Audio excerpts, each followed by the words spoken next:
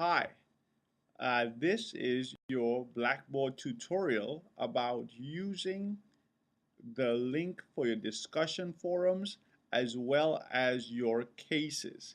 What I'm going to do is take you through these two areas that are going to be necessary as you take this class. Now, I know many of you have used Blackboard before to submit assignments and also to participate in discussion forums. And so this should probably not be new to you, but some of you haven't, or some of you haven't done it in a while. So I am going to just remind you, but how do you actually do these two things? One is to submit an assignment, which you will have to do for your case briefings. And secondly, how to participate by creating threads and replying to threads in discussion forum. So the first thing that we need to do is to ask, where do we actually find these case briefings and these discussion forums? And the answer to that is that they will be in the chapter folders of each chapter for which a case is assigned or a discussion forum is assigned. And where you will find those is under the link in Blackboard that is called modules. Okay? Now, when you actually are doing this, when you go into this on Monday, on the first day of class, you will see the first module, Module 1. And if you click on Module 1, okay, it's taken a little time, but here we go. You will see an introductory video which basically does what it says. It introduces the entire module, and you will see a folder under that says Chapter 1. Okay? Now, if you click on that folder, as I am, you will see some content. What you won't see is these actual two links, a case example and discussion forum example. The reason why you won't see these links actually once you click on chapter 1 is because if you look at your syllabus, there is no case assigned to chapter 1 and there is no discussion forum assigned to chapter 1. All I am doing here is I have created two examples to illustrate how do you submit cases and how do you reply or participate in this discussion forum. So off the bat, you should know that these are just examples, and when you go into chapter 1, you won't see these. But for the other chapters where there will be cases and for which there will be discussion forums, you will see links like this. So I want to clarify that because some students will write me and say, Dr. Peters, I don't see these links anymore. Well, these links were purely created to illustrate how we actually do these things on Blackboard. So the first one, the case briefing. How do you in fact submit a case briefing? Well, when you go in there, you're going to see a link, and it's going to be called maybe case 4, case 10, case 12, whatever the number of the cases, and also perhaps the name of the cases. Remember, you have 4 case briefings that you will do for the entire semester. 4 case briefings that you will be responsible for, okay? So when you're supposed to submit those cases, the first thing that you do is you go click on the link.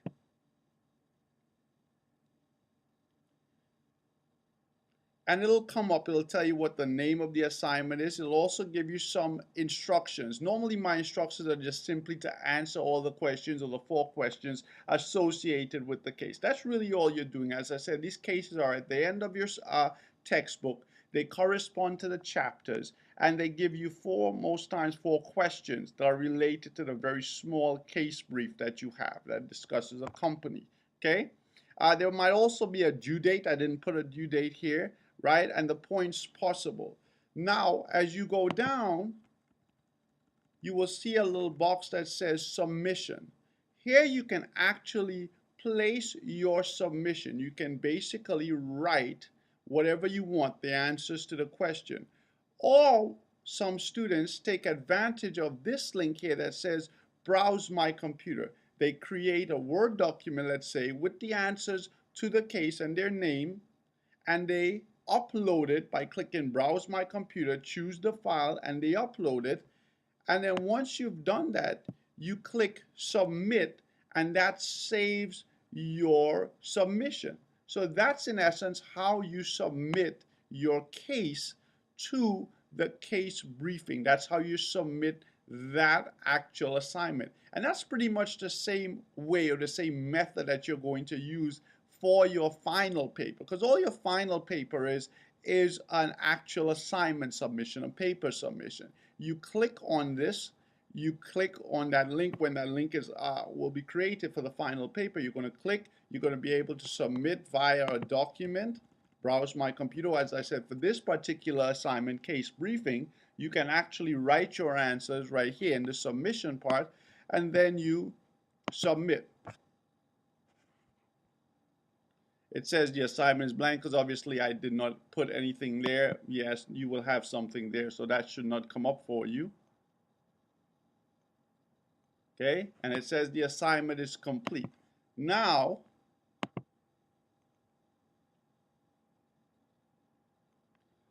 you will see for this particular example, I attached a file. Well, sometimes I may attach a file onto the case. For example, let's say it's a case where some people don't have access to the textbook, and I might have created a photocopy of that case. And so that assignment file would be here. Or in instances where there are instructions and I want you to create an instruction, sorry, I want you to write the answer on a particular sheet. Well, what you will do is that you can go in here on the assignment files. Once you click on the case, you click on the assignment file, you download it, you put your answers in there, and then once you are finished, here's what you do. So when you open it initially, you click on it, okay, whatever that file is, and you'll save it, and then you put your answers on it.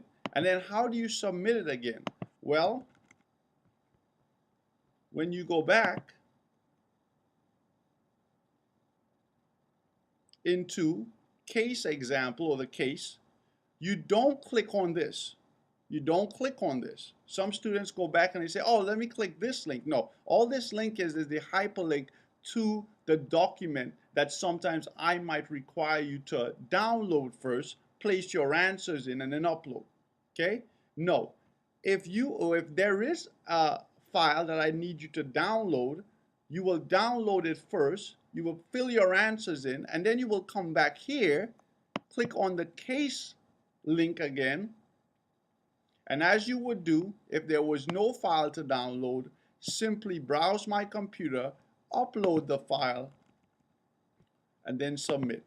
Okay?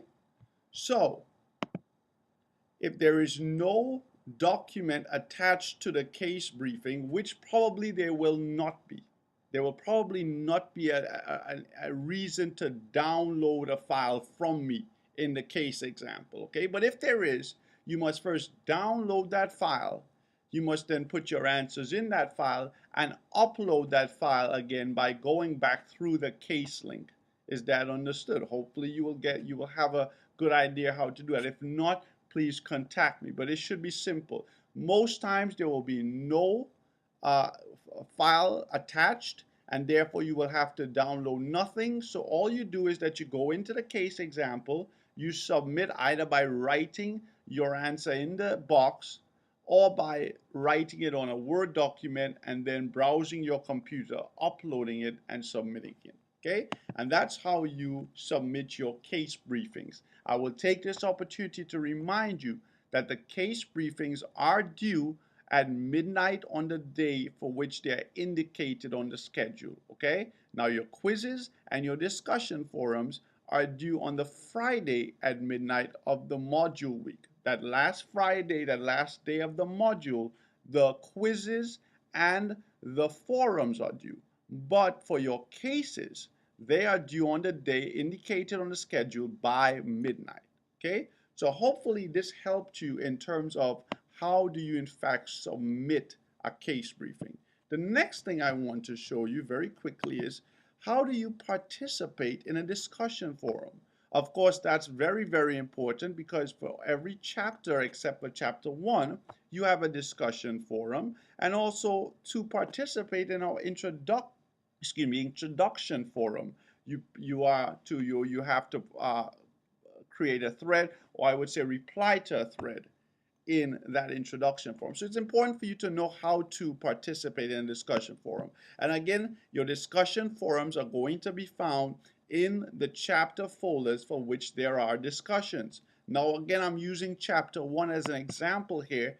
Chapter 1 does not have a real discussion forum, so when you go into chapter 1, you're not going to see a discussion forum, but I've just created one here to give you an example. So again, it'll be found in the chapter file, in the folder, sorry. You click on the discussion forum. They'll normally have a number, so discussion forum 1, discussion forum 2, forum 3, etc. You click on that, and you will see the initial thread that I created. I will have always the first thread, and in that first thread, I will present the specific discussion question for which you will be responsible for that discussion forum. Okay, so I will always have the first thread. So if you click on that link and it says discussion question,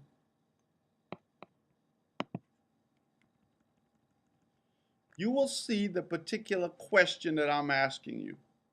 The question is, why am I taking classes this summer? Well, I just created any question. Again, this is our example, right? This is not what your questions are necessarily going to look like, of course, in your real discussion forums. But this is the question that I posed for this forum. Well, your first job is to reply to my question. And the way that you do that is by clicking simply reply. Once you click on reply,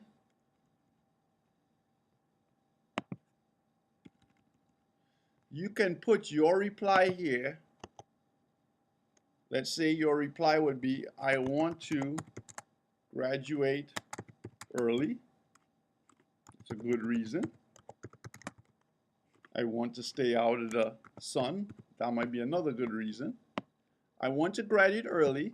Or again, if you have some file that you might want to attach additional, you can browse my computer and upload that. But most times it's just a message, and then you submit. Very, very easy, very, very intuitive. And what you will see here is that there will be a line, right, or a stack of threads as people reply to my initial discussion question. Now remember, for your forum, you don't have to only reply to my question, but you also have to respond and reply to your colleagues in class, their submissions. You have to reply to at least one colleague. You have to discuss something about what they've said.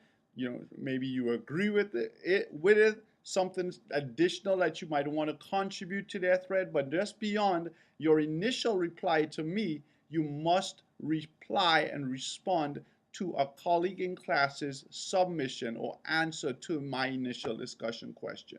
And also there will be times where I might reply to your response to me, and that we will have that running discussion. So that's essentially why it's called a discussion forum and not just post one time forum. It's a discussion. There is a continuing of communication. That's why it's a discussion, okay? So going back, you get into the discussion forum by clicking on the link. You click on that thread that I have created. I'm just trying to go back here. You click on that thread, So the first one, the discussion forum. You click on the discussion question. And then see the question, and then you reply. All right? And then you can, again, if you wanted to reply to this post, you can click on that as well, and then you can reply. So that would be, for example, a colleague in class's post that you want to reply to. All right? Again, most of you have done this before, so this should not be a problem.